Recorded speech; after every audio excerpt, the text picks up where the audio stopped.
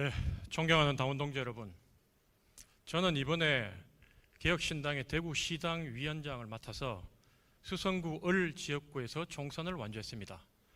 제가 그 총선 과정 중에 KBS 10분 방송 연설이 있었는데 그 방송 연설을 하기 하루 전날 저희 캠프에서 작은 소동이 일어났습니다.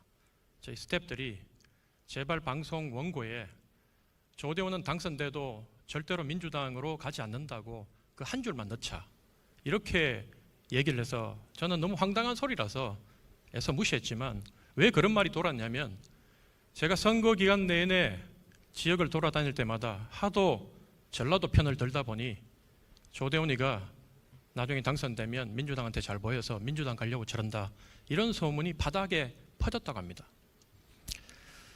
여러분, 제가 그렇게 돌아다니다 보니 특히 노인정이나 연세 드신 분들이 저만 보면 하는 말이 왜 전라도는 저렇게 똘똘 뭉쳐가지고 우리를 이렇게 힘들게 하는데 왜 조대원이 너는 우리 경상도는 대구는 뭉치면 안 되냐고 얘기를 하느냐, 우리는 왜 이렇게 가만히 있어야 되느냐, 이렇게 울분을 토하고 항의하고 분노하는 분들이 정말 많았습니다. 그때 제가 이런 얘기를 그분들한테 드렸습니다.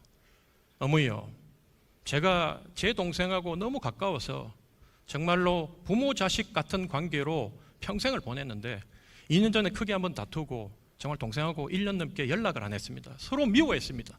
그때 우리 어머니가, 아버지가 저를 붙잡고 사정하시는 게 대원아, 우리가 너희들 키울 때 정말 맞이인 너를 위해서 우리가 밥을 푸도 제일 먼저 폈고 우리가 머리맡에 세 자식들을 두고 밤에 기도를 해줄 때도 맞은 대호인 네 머리맡에 제일 먼저 제일 오랫동안 우리가 기도를 해줬다. 네가 한 번만 잘못했다 그러고 네 동생 끌어안으면 안 되나?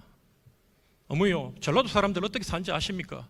한때는요 서울시청 3급 이상의 고위직에 단 한 명의 전라도 사람이 없었습니다. 오죽 먹고 살기 힘들면 그 사람들이 전부 다 고향 버리고 수도권으로 와서 말씨를 바꿔도 전라도 사람이라고 차별하고, 그래서 그 사람들이 자기 자식한테만은 그런 아픔과 서러움과 차별을 물려주지 않으려고 본적까지 바꿨다 아닙니까? 어머니, 우리도 어렵지만 우리는 이런 꼴은 안 당했잖아요. 그 사람들이 똘똘 뭉친 데는 다 그만한 아픔과 상처가 있기 때문에 그 사람들이 그렇게 뭉치는 거 아닙니까?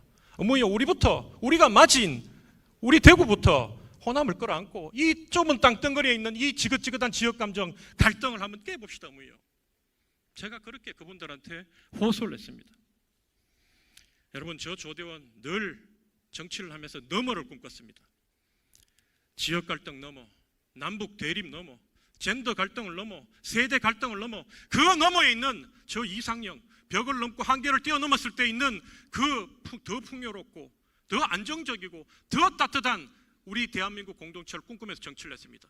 하지만 이 대한민국 정치판은 극단으로 나뉘어서 갈등을 이용하고 또 오히려 부추기는 그런 정치판에서 저 조대원 같은 스탠스로는 설 자리가 없었습니다.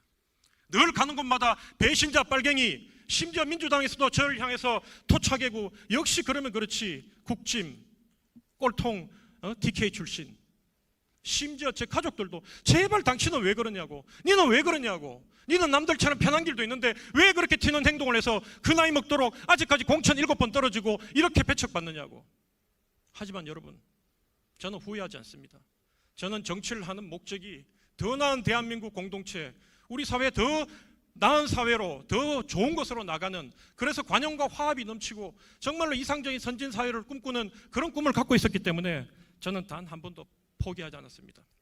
제가 자유한국당에 있을 때 정말로 마지막 최고위원 선거에 나가서 그 단상에 올라가는 저를 붙잡고 우리 사무국장 형님이, 전라도가 고향인 그 형님이, 위원장 절대로 대구에서는 하면 안 된다, 남들처럼 광주 가가 무릎도 꿇고 광주 가서 사과도 하고 해야지 여기 하면 표도 안 나온다 이렇게 붙잡았지만 저 조대원 무대에 올라서 대구 시민과 경북 도민들을 향해서 5.18 유족들을 향해서 우리 당에 속한 당의 의원들이 했던 망언에 대해서 제가 사죄했습니다. 제 연설하는 소리가 그 욕다발과 야유 때문에 그 대형 스피커를 통해서도 제 목소리가 들리지 않을 정도로 욕을 먹었지만 저는 그게 옳다고 생각했기 때문에 그걸 했던 겁니다.